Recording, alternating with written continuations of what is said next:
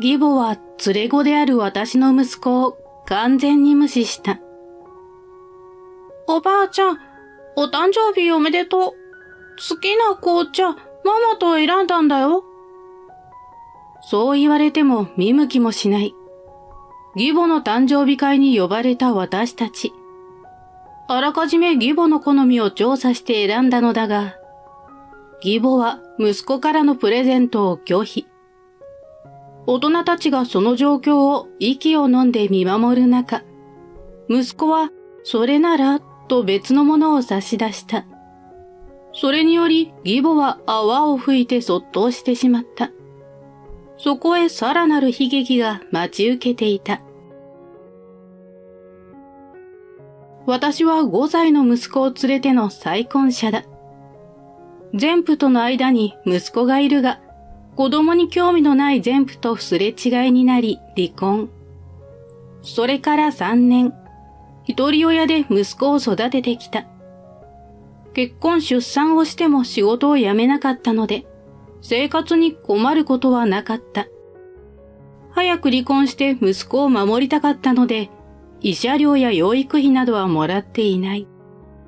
再婚相手とは取引相手の会社の人と仕事上の付き合いで何回か食事をした結果、次第に惹かれ合い、個人的な付き合いに発展。1年の交際を経て再婚をした。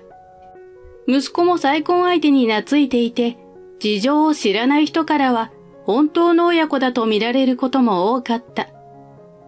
息子には本当の父親との記憶があまりないので、すんなりと受け入れられたのかもしれない。私たち3人は幸せな生活を手に入れることができたが、今の夫は初婚なので、バツイチで子連れの私との結婚を義母が大反対。息子の結婚は初婚同士だと決めていたらしく、今すぐ別れろと暴言が出たくらいだ。夫には兄と妹がいるが、義父をはじめ2人も私たちの結婚を祝福し、息子にも優しかったのが唯一の救いだった。義母はことあるごとに、私のせいで息子が傷物になった。初婚相手が再婚者なんてありえないと人目のないところでネチネチと言われる。息子の金目的に決まっているだとか、他にも付き合っている男がいて、その男から貢いでもらっているのだとか、あることないこと言うので、どうやら妄想癖があるようだ。また連れ子である息子を毛嫌いし、無視する。息子は物おじしないところがあるのだが、息子もうすうす何かを感じているようで、自分から近寄ることをしなくなっていた。誰にも見られていないし、聞かれてもいないので、夫はこの事実を知らないし、夫の前ではその素振りを義母が見せないので、気づいていないようだった。そんなこともあり、義実家に行くことを避けていたが、義妹から義母の誕生日会への招待を受ける。義実家ではなく、店の個室を借りてするらしい。そこは祖父母の代からの行きつけの店だから、かしこまる必要もない。気兼ねしないで、という。私は義実家に息子と行くのは少し抵抗があると、遠回しに夫に伝えていた。夫は再婚で連れ子だから遠慮していると受け取ったようだ。今回は店の個室を借りてするので遠慮は無用。祝いの席だから同席してほしいと切に頼まれて、私としてはしぶしぶうなずくしかなかった。せめてプレゼントくらい義母の好みに合わせたいと夫と選ぶつもりだったが、お互い仕事をしている身で、なかなか時間に折り合いがつかず、息子と2人で買いに行くことになった。そのことを義妹に相談すると、義母の好みを教えてもらえた。義母の好きな紅茶がセットになったものを選び、ラッピングも華やかなものにしてもらった。息子は大きいお花が咲いたみたいだね。おばあちゃん喜んでくれるよ、と言って満足げに笑う。私もそうなるといいなと心の中で願った。用事が早く済んだので、息子を公園に連れて行く。息子は公園で遊ぶのが大好きだ。今日も用事が済んだら公園に行きたいとお願いされていた。息子の公園好きには理由があって、よく行く公園には息子が大好きなものがあるからだ。義母の誕生日当日、店の予約は午後からだった。夫は急な仕事が入り、会社から呼び出されてしまう。終わり次第駆けつけるから先に行ってくれないかと言われた。気は重いが、行くと言ってしまった手前、ドタキャンすれば、また義母にどんな嫌味を言われるかわからない。息子にまで辛い思いはさせられないと行く決心を固めた。しかし時間まで家にいると決心が揺らぎそうなので、午前中に息子を公園に連れて行き、時間になったら直接店に向かうことにした。その日は心ここにあらずというか、本心では行きたくないので、決心しても揺らぎは消えなかった。いつもは息子と一緒に遊ぶが、今日は、ママここで見てるから、とベンチに座って息子を見ながら、時間を気にしていた。時間になり店に向かうと、夫はまだ来ていない。時間になっても現れず、少し待ってみたが、来る気配も連絡もないので、先に始めることにした。義母は息子や娘から祝いの言葉を受けて上機嫌。私たち親子は少し離れた場所から様子を伺う。私たちの存在を知りながら、気づかないふりを続けられる。見かねた義兄や義妹が私たちにこっちに来たらと声をかけてくれたので、近くに行き、義母に声をかけるが完全無視される。義兄が場を和ませようとするが、義母は次第に不機嫌になっていくので、料理を運んでもらい始めた。食事が始まると、あまりの美味しさから義母の機嫌も少しは良くなる。義母の好物ばかりをメインにしたコースメニューのようだ。好きなものばかりを楽しめるなんて幸せと笑みを見せる義母。しかし私たちの方は一切見ないし、私たちが入っていけないような話題ばかりを口にする。私たちの存在はないものとして扱われた。食事の締めのデザートも食べ終わり、会も終盤になると、義兄がプレゼントを渡し始めた。それに続くように、義父や義妹からも送られて上機嫌の義母。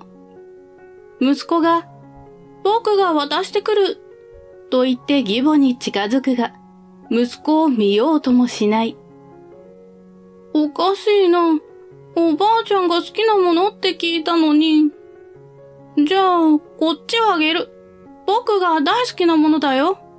こっちの方が良かったのかな？義母の手を取り、その上に息子が大好きなものをポケットから出しておいた。それを見た義母は悲鳴を上げて失神。口から泡が溢れ出ていた。さすがにこれには場にいた全員が言葉を失う。すぐに我に戻り、介抱に動いたのは義父だった。義母は虫が大嫌いだった。庭の草むしりでさえやりたがらないほどに。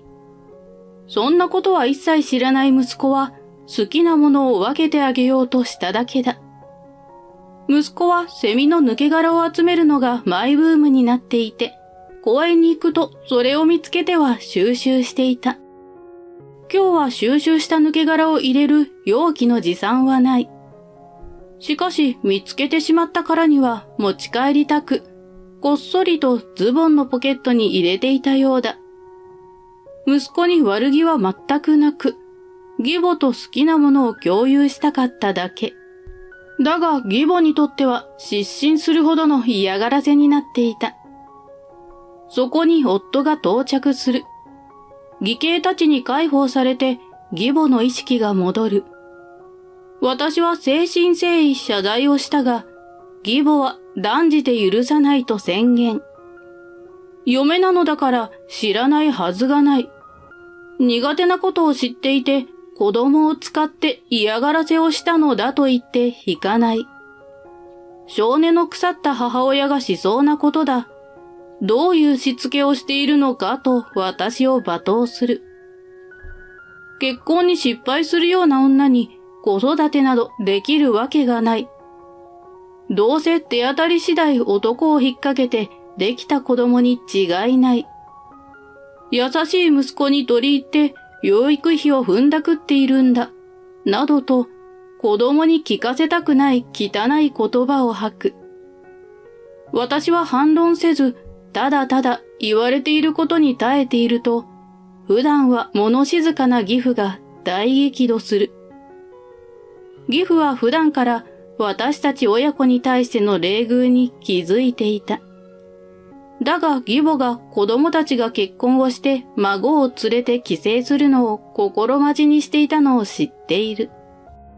やっと息子が結婚をすると思ったら、相手は再婚者で子連れ。なかなか受け入れられない義母の気持ちを汲み取り、いつか二人の結婚を認め、連れ子も孫の一人だと受け入れてくれる日が来ると期待していた。だがその傾向は一切なく、私たちに対する冷遇がひどくなっていくことに心を痛めていた。今回の誕生日会はいい機会になると思い、義父は義母に態度を改めるよう苦言を呈した。しかし、結果は最悪なものだった。挨拶は愚か、子供にまで大人げない態度をとる。さらに、私への人格をも否定するような暴言だ。義父が義母の行為への怒りを一通り言い終えると、次は夫が口を開く。夫が口にしたものは、私もびっくりの宣言だった。妻から聞いていたが、ここまでひどいとは。見ていて怒りを抑えるのが大変だったよ。あんたと血のつながりがあることが恥ずかしい。あんたを母親とは思いたくない。絶縁だ。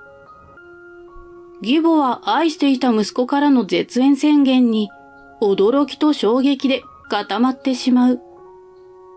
私は義母から受けている仕打ちに対し、夫に告げ口したり相談したりするつもりはなかった。私が誠意ある態度でいれば、いずれ理解してもらえる。本音を言えば顔を合わせたくないが、身内になった以上避けられないことも多い。その時は私が義母の機嫌を損なわない態度でいれば、と。だが私は夫との間に子供ができたことを知った。妊娠したことを黙っている理由はないので、夫には伝えた。と同時に、義母と折り合いが悪いことも伝えていた。夫はそれが事実なら、きっと生まれてくる孫と連れ子とを差別して接するだろうと問題視した。結婚前、父親の違う兄弟ができたとして、平等に愛情を注げるか、作らずに連れ子だけに愛情を注ぐかを話し合ったことがあった。私にとっては自分の再婚以上に我が子の幸せが最重要項目だったからだ。すると夫は迷うことなく、二人の父親になるに決まっていると断言してくれたので否認はしなかった。夫は血のつながりなど関係なく二人の父親になると決めていた。だが義母が結婚を反対するだけでなく、子供に対しても冷遇しているのを目の当たりにし、このままでは確実に差別されると危惧。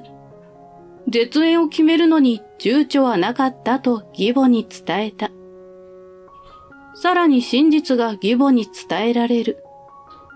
今回の件は義父も関わっていた。私の妊娠と義母との関係について、夫は義父に相談をしていた。知らされたとき、孫ができたことを喜ぶ反面、義母の態度を問題視していた。かねてからそのことはうすうす気づいていたと告白している。義父も言っていたが、孫を楽しみにしていた思いを知っているので、もう一度だけチャンスが欲しいと夫に頼んでいた。それが今回の誕生日会だ。